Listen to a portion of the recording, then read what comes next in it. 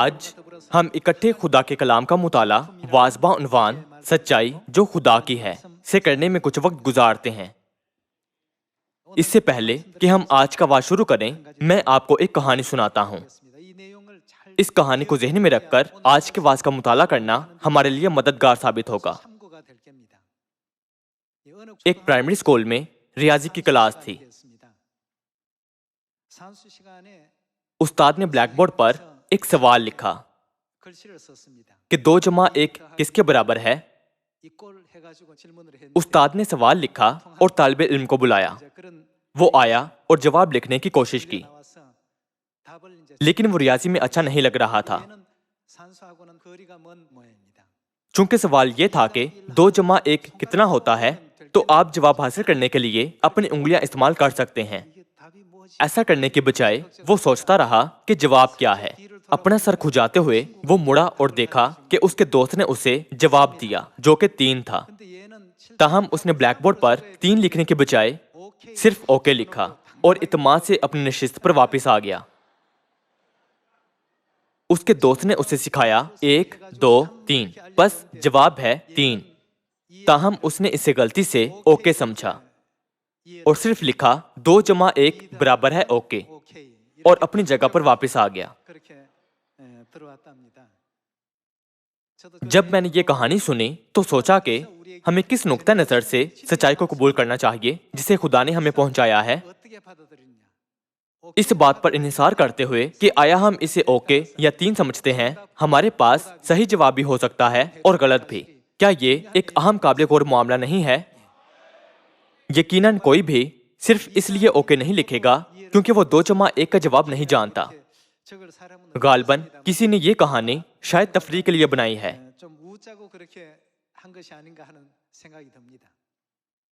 अगरचे हमें वाज़े तौर पर जवाब 2 जमा 1 बराबर है 3 दिया गया हो, अगर हम नंबर 3 को देखे बगैर इसे ओके कबूल कर लें तो हम मुसीबत में पड़ जाएंगे। वहां से एक गलत जवाब निकला और सही तरीका नहीं बल्कि गलत तरीका पैदा हुआ। आज बनी आदम को आसमान की अब्दी बादशाही में ले जाने के लिए खुदा ने किताब मुक़द्दस में सच्चाई का बहुत सा कलाम रखा है और इस ज़मीन पर अंबिया के जरिए आसमानी लोगों तक सच्चाई के पैगामात पहुंचाए हैं। क्या दुनिया में साहिल समुद्र की तरह बेशुमार लोग मौजूद नहीं जो खुदा पर ईमान रखते हैं? अगरचे बहुत से हैं, पर वो खुदा के कलाम को सही तरीके से बयान करने के काबिल नहीं हैं। खुदा ने उन्हें बताया कि जवाब 3 है, लेकिन अगर वो इसे ओके समझते हैं तो क्या उनके पास दुरुस्त जवाब हो सकता है? उनके पास दुरुस्त जवाब नहीं हो सकता। सही, इसलिए खुदा ने हमें दूसरे पतरस बाब 3 में ये तालीम बख्शी है। दूसरे पतरस बाब 3 आयत 16 से देखते हैं। दूसरे पतरस बाब 3 आयत 16 में ये कहा गया है कि और अपने सब खतों में इन बातों का जिक्र किया है,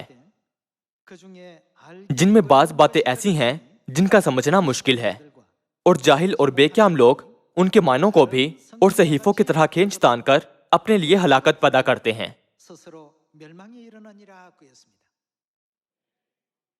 आप सब रियाजी की हकीकत के मुताबिक 2 जमा 1 बराबर है 3 के। अगरचे उसके दोस्त ने उसे दुरुस्त जवाब दिया था, लेकिन उसने जवाब नहीं देखा। उसने उसके साथ वाले दायरे की तरफ देखा और उसने गलत जवाब ओके लिखा। हमारी निजात के लिए खुदा ने हमें किताब मुक़द्दस में बेशुमार बार गहरी सच्चाई का कलाम सिखाया है। उन्होंने हमें सब्बत का दिन, फसा और नया नाम भी सिखाया था। ज्यादातर कलीसियाएं ऐसी हैं जिन्होंने पैगामात को बिगाड़ दिया है और आखिर में बर्बाद हो जाएंगी। दूसरी तरफ एक ऐसी कलीसिया भी है जो खुदा के कलाम और तालीमात पर दुरुस्त तौर पर अमल करती है। यिर्मयाह 5 बाब से देखते हैं, जहां खुदा ने हमें सिखाया कि सच क्या है और झूठ क्या है। हम यिर्मयाह बाब 5 खोलते हैं और बाब 5 आयत 10 पढ़ते हैं। उसकी दीवारों पर चढ़ जाओ और तोड़ डालो, लेकिन बिल्कुल बर्बाद ना करो। उसकी शाखें काट दो, क्योंकि वो किसकी नहीं है? खुदावंद की नहीं है। खुदा हर उस चीज को तबाह करने का हुक्म देते हैं जो खुदा की नहीं है। दूसरे लफ्जों में उसे तबाह हो जाना चाहिए। यिर्मयाह 5 बाब में खुदा हुक्म देते हैं कि जो खुदा का नहीं है उसे तबाह कर दिया जाए। मत्ती 15 बाब से मुताला जारी रखते हैं। मत्ती की किताब का 15वां बाब खोलते हैं। मत्ती बाब 15 आयत 13 में यह कहा गया है कि उसने जवाब में कहा, जो पौधा मेरे आसमानी बाप ने नहीं लगाया उसके साथ क्या होगा? जड़ से उखाड़ा जाएगा। दूसरे अल्फाज में खुदा उसे बर्बाद कर देंगे। आयत 14 देखते हैं। चूंकि वो जड़ से उखाड़ा जाएगा, उन्हें छोड़ दो, वो अंधे राह बताने वाले हैं, और अगर अंधे को अंधा राह बताएगा तो दोनों गड्ढे में गिरेंगे। यहां हम मत्ती 15 बाब आयत 13 और 14 में देख सकते हैं कि हर वो चीज जो आसमानी बाप यानी खुदा ने नहीं लगाई तबाह हो जाएगी। किताब मुकद्दस में लिखा है कि जो कुछ भी खुदा का नहीं है वो काटा और जड़ से उखाड़ फेंका जाएगा। दूसरे अल्फाज में तबाह हो जाएगा। अमाल की किताब के 5वें बाब की तरफ जाते हैं और बाब 5 आयत 33 से इकट्ठे पढ़ते हैं।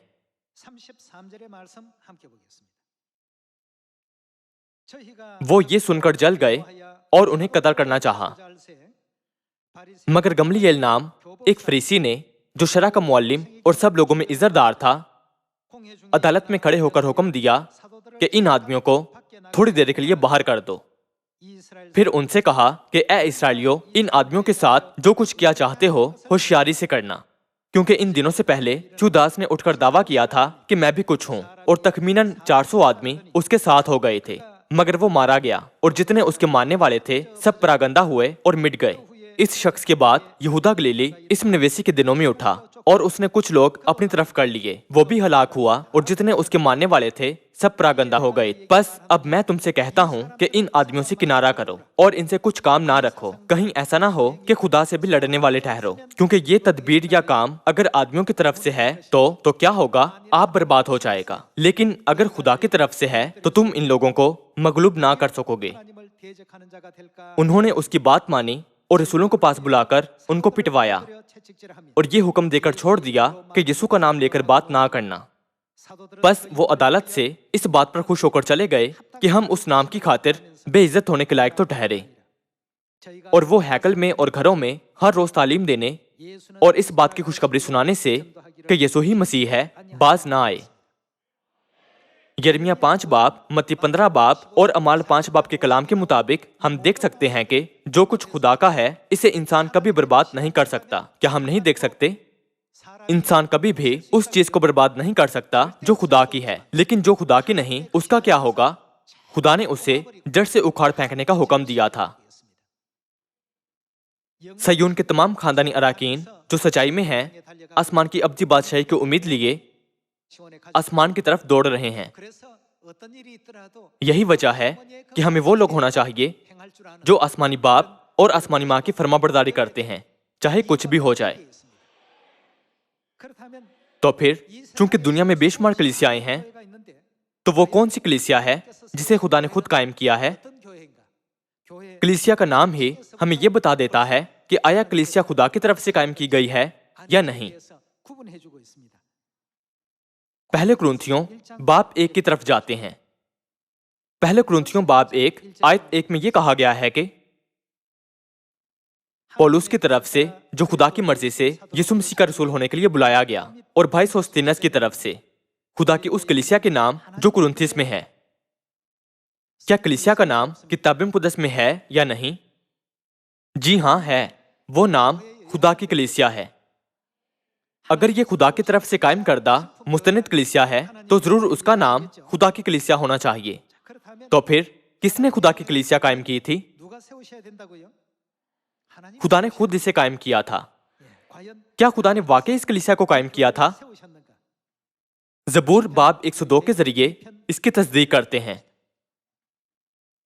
जबूर बाब 102 आयत 12 खोलते हैं।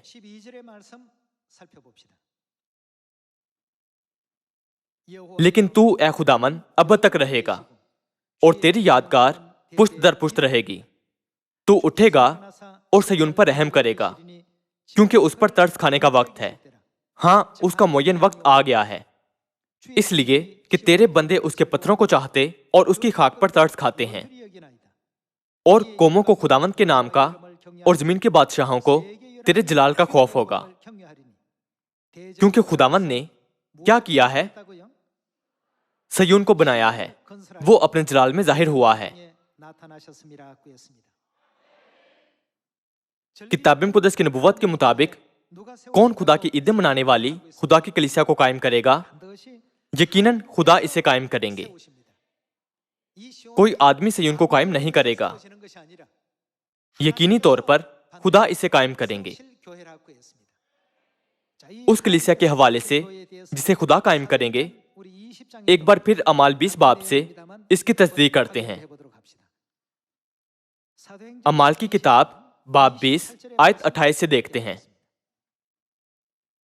अमाल बाब 20 आयत 28 में यह कहा गया है कि बस अपनी और उस सारे गला की खबरदारी करो जिसका रूह कुद्स ने तुम्हें निगहबान ठहराया, ताकि खुदा की कलीसिया की हमें क्या करनी चाहिए? गलाबानी करो, जिसे उसने खास अपने खून से मोल लिया। खुदा ने अपने खून से इस कलीसिया को कायम किया है। ये कलीसिया खुदा की कलीसिया है, जिसका जिक्र पौलुस रसूल ने पहले कुरिन्थियों बाब 1 में किया है। खुदा ने खुदा की कलीसिया को किस चीज से मोल लिया था? उन्होंने इस कलीसिया को अपने अहद के खून से मोल लिया है। खुदा की कलीसिया नए अहद के फसह की सच्चाई के बेशकीमत खून से कायम की गई है। आप सब इस काबिल और खुसूसियत के साथ हमें सच और झूठ में इम्तियाज करने के काबिल होना चाहिए। तो फिर खुदा की कायम करदा कलीसिया की दीगर खुसूसियात क्या हैं? लूका 4 बाब की तरफ जाते हैं और इन खुसूसियात में से हर एक पर नजर डालते हैं। सिर्फ जब हम खुदा से ताल्लुक रखें तभी हम अब्दी निजात में दाखिल हो सकते हैं। हम किसी और तरीके से आसमान में नहीं जा सकते। क्या हम जा सकते हैं? लूका की किताब का 4 बाब देखते हैं और बाब 4 आयत 16 पढ़ते हैं। और वो नासरत में आया जहां उसने परवरिश पाई थी, और अपने दस्तूर के मुआफिक सब्बत के दिन इबादत खाना में गया और पढ़ने को खड़ा हुआ। हम देख सकते हैं कि किताब मुक़द्दस वो मंजर दिखाती है जहां यीशु ने सब्बत का दिन मनाया था। तो फिर यीशु की कायम करदा कलीसिया में किस दिन इबादत होनी चाहिए? मत्ती बाब 12 आयत 8 के मुताबिक इब्ने आदम किस दिन का मालिक है? क्योंकि इब्ने आदम सब्बत का मालिक है। तो फिर बेशक यीशु की कायम करदा कलीसिया में सब्बत के दिन को मनाने का ज़ाब्ता होना चाहिए। मजीद बरां कलीसिया का नाम खुदा की कलीसिया होना चाहिए, और ये वो कलीसिया होनी चाहिए जिसे खुदा ने खुद मुजस्सम होकर कायम किया था। यीशु के नमूना और तालीमात की पैरवी करते हुए पौलुस रसूल ने भी सब्बत को पाक माना था। हम अमाल 17 बाब की तरफ जाकर इसकी तस्दीक करते हैं। ये तमाम तालीमात खुदा ने लगाई थीं। यिर्मयाह 5 बाब के जरिए खुदा हम पर इस हकीकत को उजागर करते हैं कि जो खुदा ने बोया है उसके सिवा तमाम चीजें कड़वे दाने हैं, जो सच्ची खुशखबरी नहीं है बल्कि झूठ हैं, जिनको जड़ से उखाड़ फेंका जाना और बर्बाद होना चाहिए। अमाल बाब 17 आयत 2 खोलते हैं।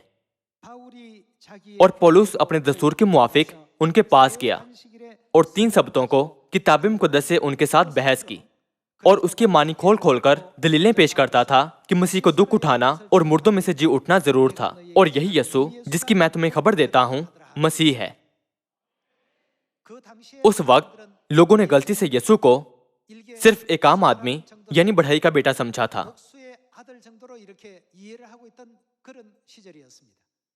ताहम पौलुस रसूल ने किताब मुक़द्दस से उनके साथ बहस करते हुए कहा, यीशु जिसे तुम बढ़ई का बेटा कहते हो कोई और नहीं बल्कि वो मसीहा यानी मसीह है जिसका हम इंतजार करते रहे हैं। इस तरह वो हर सब्बत के दिन मुनादी करता और गवाही देता था। वो हर सब्बत के दिन लोगों को सच्चाई का कलाम सिखाता था। दूसरे लफ्जों में इसका क्या मतलब है? क्या पौलुस रसूल ने भी सब्बत का दिन मनाया था? बेशक पौलुस रसूल सब्बत का दिन मनाता था। इस तरह अगर हम सब्बत का दिन मानते हैं तो हम सब्बत का दिन क्यों मनाते हैं? सब्बत किसका है? हमें किसी ऐसी चीज को मनाने की जरूरत नहीं है जो खुदा की नहीं है। खरूज बाब 20 आयत 8 में खुदा ने कहा, याद करके तू सब्बत का दिन। हमें सब्बत का दिन कैसे याद रखना चाहिए? पाक मानना। इस तालीम की पैरवी में यीशु ने नए अहद के ज़ाब्ते के मुताबिक सब्बत का दिन मनाया और पौलुस रसूल ने भी नए अहद के ज़ाब्ते के मुताबिक सब्बत का दिन मनाया।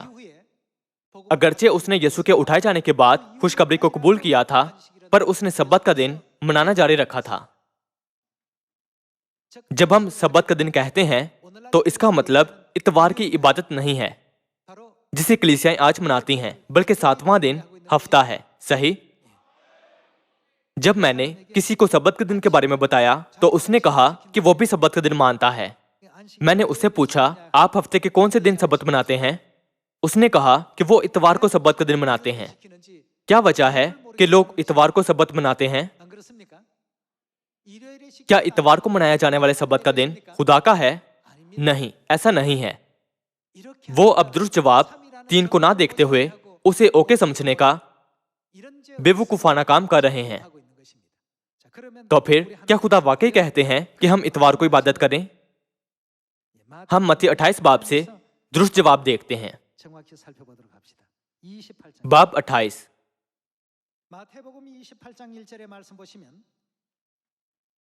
और सब्बत के बाद हफ्ते के कौन से दिन? हफ्ते के पहले दिन पो फटते वक्त। सब्बत के बाद कौन सा दिन आता है जिसे हफ्ते का पहला दिन कहा गया है? हफ्ते के दिन इतवार, पीर, मंगल, बुध, जुमेरात, जुम्मा और हफ्ता हैं। चूंकि सब्बत का दिन 7वां दिन है, इसलिए 7वें दिन के बाद हम पहले दिन पर आ जाते हैं। पुराने जमाने में हफ्ते के दिनों को पहला दिन, दूसरा दिन, तीसरा दिन, चौथा दिन, 5वां दिन, छठा दिन और 7वां दिन कहा जाता था। चूंकि पैदाइश 2 बाब में यह लिखा है कि वो 7वें दिन फारिग हुआ, तो 7वां दिन हमेशा सब्बत का दिन होना चाहिए। ताहम 7वें दिन के बाद कौन सा दिन आता है? पहला दिन आता है। किताब मुक़द्दस के मुताबिक इसे हफ्ते के पहले दिन लिखा गया है। सही? हफ्ते का पहला दिन सब्बत के बाद आया था। हफ्ते के पहले दिन क्या हुआ था? और सब्बत के बाद हफ्ते के पहले दिन पो फटते वक्त मरियम मगदलीनी और दूसरी मरियम कब्र को देखने आई, और देखो एक बड़ा भूचाल आया, क्योंकि खुदावंद का फरिश्ता आसमान से उतरा और पास आकर पत्थर को लुढ़का दिया और उस पर बैठ गया। उसकी सूरत बिजली की मानिंद थी और उसकी पोशाक बर्फ की मानिंद सफेद थी, और उसके डर से निगहबान कांप उठे और मुर्दा से हो गए। फरिश्ते ने औरतों से कहा, तुम ना डरो, क्योंकि मैं जानता हूँ कि तुम यीशु को ढूंढती हो जो मसलूब हुआ था। वो यहाँ नहीं है, क्योंकि अपने कहने के मुताबिक जी उठा है। वो जी उठा है का मतलब है कि वो जिंदा हो गया है। जी उठना हफ्ते के किस दिन हुआ था? जी उठना पहले दिन हुआ था। तमाम कलीसियाएं हफ्ते के कौन से दिन पर ईमान रखती हैं कि यीशु जी उठे थे? वो सब बजा तौर पर मानती हैं कि यीशु इतवार को जी उठे थे। ताहम हफ्ते का कौन सा दिन इतवार है? क्या ये 7वां दिन है? नहीं, ये पहला दिन है। किताब मुक़द्दस में कहीं भी खुदा ने पहले दिन को सब्बत के तौर पर मुकर्रर नहीं किया है। पहला दिन सब्बत का दिन नहीं हो सकता है। तो फिर अगर इतवार पहला दिन है तो 7वां दिन कौन सा दिन होना चाहिए? इतवार, पीर, मंगल, बुध, जुमेरात, जुम्मा और हफ्ता से गिने तो हफ्ता 7वां दिन है। चूंकि हफ्ता हफ्ते का 7वां दिन है, इसलिए हम हफ्ते के दिन सब्बत मनाते हैं। तो फिर खुदा के हुक्म याद करके तू सब्बत का दिन पाक मानना के मुताबिक क्या इतवार को सब्बत मनाने वालों को वो लोग कहा जा सकता है जिनके पास खुदा की सच्चाई है? उनका ईमान मोतबर नहीं बल्कि झूठा है।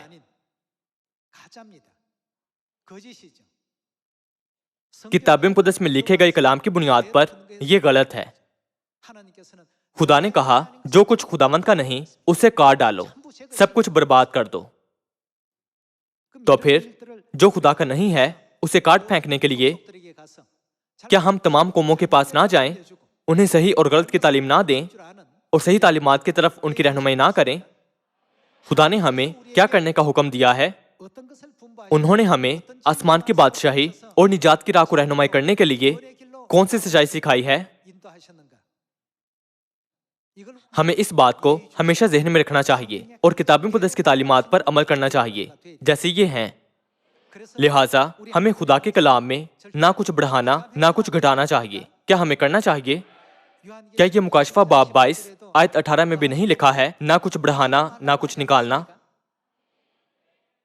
जो खुदा का है हमें उसमें ना कुछ बढ़ाना और ना कुछ निकालना चाहिए। हमारी कलीसिया सब्बत का दिन मना रही है और कलीसिया का नाम खुदा की कलीसिया है। इसके अलावा यह खुदा बाप और खुदा माँ की कायम करदा कलीसिया है। खुदा की कलीसिया ही हकीकी मुस्तनिद कलीसिया है। हम मत्ती की किताब बाब 28 आयत 18 खोलते हुए ना सिर्फ इस बात पर तवज्जो मरकूज करें कि हफ्ते का कौन सा दिन सब्बत है, बल्कि बपतिस्मे की अहमियत पर भी गौर करते हैं। हम मत्ती बाब 28 आयत 18 से देखते और पढ़ते हैं। बाब 28 आयत 18 में यह कहा गया है कि यीशु ने पास आकर उनसे बातें की और कहा कि आसमान और जमीन का कुल इख्तियार मुझे दिया गया है।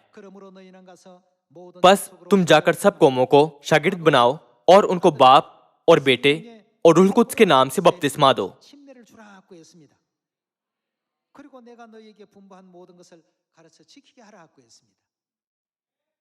इन दिनों में खुदा ने जो सच्चाई बोई है उसमें खुदा का नाम होना चाहिए जब वो बाप के तौर पर काम करते हैं, खुदा का नाम जब वो बेटे के तौर पर काम करते हैं और खुदा का नाम जब वो रूह कुद्स के तौर पर काम करते हैं।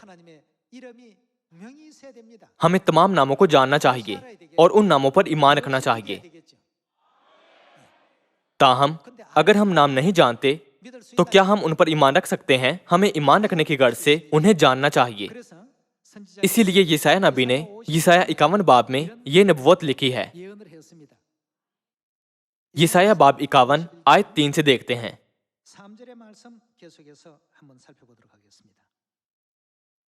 यशायाह बाब 51 आयत 3 में यह कहा गया है कि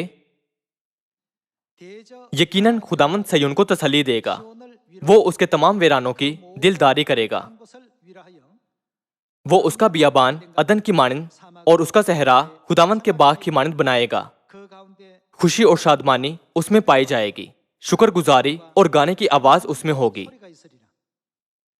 मेरी तरफ मतवज्जे हो, ऐ मेरे लोगों, मेरी तरफ कान लगा, ऐ मेरी उम्मत, क्योंकि शरीयत मुझसे सादिर होगी और मैं अपने अदल को लोगों की रोशनी के लिए कायम करूंगा। मेरी सदाकत नजदीक है, मेरी निजात जाहिर है और मेरे बाजू लोगों पर हुक्मरानी करेंगे। जजीरे मेरा इंतजार करेंगे और मेरे बाजू पर उनका तवक्कुल होगा। अपनी आंखें आसमान की तरफ उठाओ और नीचे जमीन पर निगाह करो, क्योंकि आसमान धुएं की मानंद गायब हो जाएंगे और जमीन कपड़े की तरह पुरानी हो जाएगी और उसके बाशिंदे मच्छरों की तरह मर जाएंगे। लेकिन मेरी निजात अब तक रहेगी और मेरी सदाकत मौकूफ ना होगी। ऐ सदाकत शिनासो, मेरी सुनो। ऐ लोगो जिनके दिल में मेरी शरीयत है, इंसान की मलामत से ना डरो और उनकी तानाजनी से हिरासा ना हो। खुदा का नाम सिर्फ वही लोग जानते हैं जो खुदा की शरीयत को अपने दिलों में रखते हैं। यशायाह बाब 52 आयत 5 से जारी रखते हैं। बाब 52 आयत 5 में यह कहा गया है कि बस खुदावंद यूं फरमाता है कि अब मेरा यहाँ क्या काम, हालांकि मेरे लोग मुफ्त सिरे में गए हैं। वो जो उन पर मुसल्लत हैं ललकारते हैं। खुदावंद फरमाता है और हर रोज मुतवातर मेरे नाम की तकफीर की जाती है। जो लोग अपने दिलों में खुदा की शरीयत यानी सब्बत के दिन की शरीयत, फसा की शरीयत और नए अहद की शरीयत को रखते हैं, वो किसका नाम जानेंगे? उन्हें खुदा का नाम जानना चाहिए। लेकिन जब हम चर्च जाने वालों से पूछते हैं रूह कुद्स का नाम क्या है, तो कोई जवाब नहीं जानता। बाप का नाम क्या है? वो कहते हैं यहोवा। बेटे का नाम क्या है? वो कहते हैं यस्सु। ताहम जब हम पूछते हैं रूह कुद्स का नाम क्या है, तो वो जवाब देते हैं रूह कुद्स का नाम रूह कुद्स है। और ये क्या है? ये एक बहुत आम जवाब है जो लोग देते हैं। वो लोग जिनके दिलों में दुरुस्त तौर पर खुदा की शरीयत है, जिनके पास वो है जो खुदा का है, उन्हें खुदा का नाम जानना चाहिए। उनका नाम जानने का मतलब ना सिर्फ जानना है बल्कि उनके नाम पर ईमान लाना भी है। तो फिर क्या आपको बाप का नाम मालूम है? क्या आपको बेटे का नाम मालूम है? क्या आपको रूह कुद्स का नाम मालूम है? खुदा ने कहा, लोगों को बाप और बेटे और रूह कुद्स के नाम से बपतिस्मा दो। बस इन नामों से लोगों को बपतिस्मा देने के लिए हमें इन नामों को जानना जरूरी है। जो बपतिस्मा इन नामों से नहीं किया जाता वो झूठा बपतिस्मा है। गुनाहों की माफी के वादे के बगैर ये एक झूठा बपतिस्मा है। बाप और बेटे और रूह कुद्स के नाम हैं। जब से रूह कुद्स का जमाना शुरू हुआ है, क्या हमें इस जमाने में बाप, बेटे और रूह कुद्स के नाम से बपतिस्मा नहीं लेना चाहिए? इसीलिए खुदा ने कहा, यकीनन मेरे लोग मेरा नाम जानेंगे। आयत 6 दोबारा पढ़ते हैं। यकीनन मेरे लोग मेरा नाम जानेंगे और उस रोज समझेंगे कि कहने वाला मैं ही हूं। देखो मैं हाजिर हूं। इस वजह से जब खुदा रूह कुद्स के जमाने में दोबारा आते हैं तो यीशु नाम के अलावा कौन सा नाम लाएंगे? किताब मुकद्दस पहले ही नबूवत कर चुकी है कि खुदा इस जमीन पर एक नए नाम मसीह आंसंगों के साथ आएंगे। हमें ऐसे ही कोई बपतिस्मा नहीं ले लेना चाहिए, बल्कि वो बपतिस्मा लेना चाहिए जिसमें गुनाहों की माफी का मतलब मौजूद हो। इस मकसद के लिए यीशु ने हमें उन्हें बाप, बेटे और रूह कुद्स के नाम से बपतिस्मा देने को कहा था। तो फिर हम कह सकते हैं कि जब हम बाप के नाम, बेटे के नाम और रूह कुद्स के नाम से बपतिस्मा लेते हैं तो वो बपतिस्मा कामिल बपतिस्मा होता है। क्या हम नहीं कह सकते? हम सब ने वही कामिल बपतिस्मा लिया है। इस सच्चाई के साथ हम दुनिया की कलीसियाओं का खुदा की कलीसिया के साथ मुआजना करें और हमें खुदा की बख्शी किताब मुकद्दस के जरिए मालूम करें कि कौन सी कलीसिया मुस्तनिद है और कौन सी कलीसिया झूठी है। तब आप यकीनी तौर पर यह समझ पाएंगे कि कौन सी कलीसिया सच्ची कलीसिया है। रूह कुद्स के जमाने में क्या हमें सिर्फ रूह कुद्स का नाम जानना चाहिए? मुकाशफा 22 बाब के मुताबिक कौन एक साथ जाहिर होंगे? हमें रूह के साथ साथ दुल्हन पर भी ईमान लाना चाहिए। हम मुकाशफा 22 बाब खोलते हैं और बाब 22 आयत 17 पढ़ते हैं। और रूह और दुल्हन कहती हैं आ, और सुनने वाला भी कहे आ, और जो प्यासा हो वो आए, और जो कोई चाहे आबे हयात मुफ्त ले।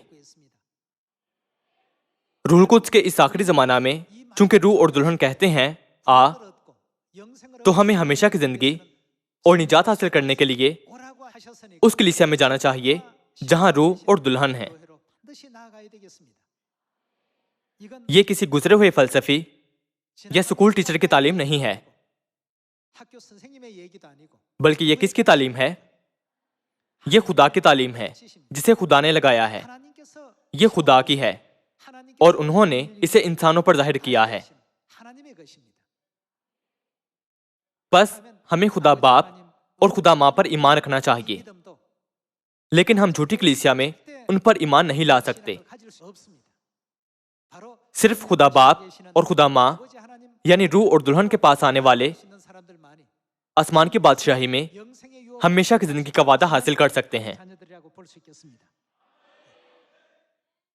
आप सब, अगरचे हम सब्बत के दिन और फसह के दिन से अच्छी तरह वाकिफ हैं, लेकिन अगर हम खुदा माँ को नहीं जानते तो हम ये नहीं कह सकते कि हमारा खुदा पर दुरुस्त ईमान है। ये सारी सच्चाई हमें कहां ले जा रही है? ये हमें रूह और दुल्हन तक ले जा रही है। आसमानी फर्जंद बनने के लिए हमें खुदा बाप और खुदा माँ को जानना चाहिए। सही? हमारे पास खुदा बाप हैं और हमारे पास खुदा माँ भी हैं। हम एक बार फिर याद रखें कि ये सच्चाई खुदा की है और ये मुस्तनिद है। आप सबसे दरखास्त करते हुए कि खुदा ने हमें जो सच्चाई दी है दुनिया के तमाम लोगों के सामने उसका ऐलान करें। मैं वाज को खत्म करना चाहूंगा। आपका बहुत शुक्रिया।